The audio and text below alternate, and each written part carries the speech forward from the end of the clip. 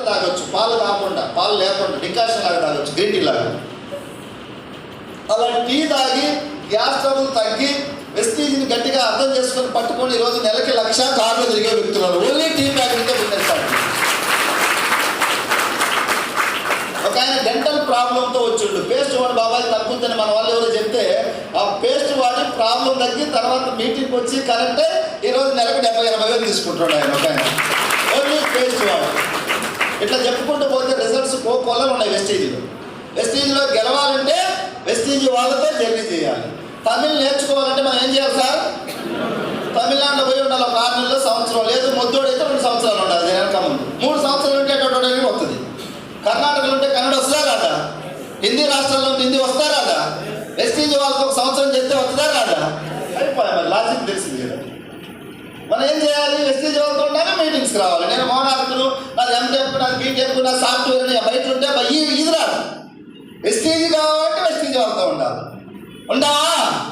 ఎన్ని రోజులు? సంవత్సరం మీరుంటే తర్వాత గెంటేసినా బయటికి పోరు. ఇప్పుడు వీళ్ళందరూ ఎవరైనా బొమ్మంటే పోతారా? మెడబట్టుకొని గెట్టినా మళ్ళీ వస్తారు, సార్ వెస్టీస్తారు ఒకరు బొమ్మాలి అని. అర్థమైంది గొప్పతనం ఏంటి.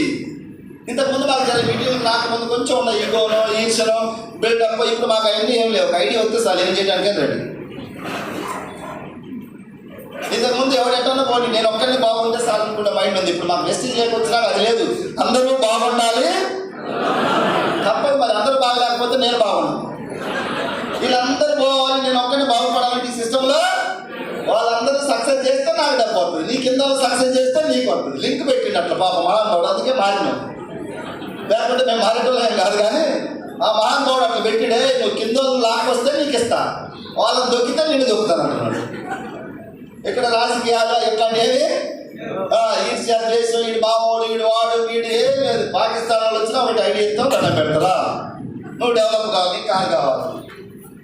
కుల మత ప్రాంతాలకు అతీతంగా వెస్టీజ్ కంపెనీ జాతి సమైక్యతను కాపాడుతుంది. అందరూ ఒకటే భావనతో ముందుకెళ్తున్నాం. అందరూ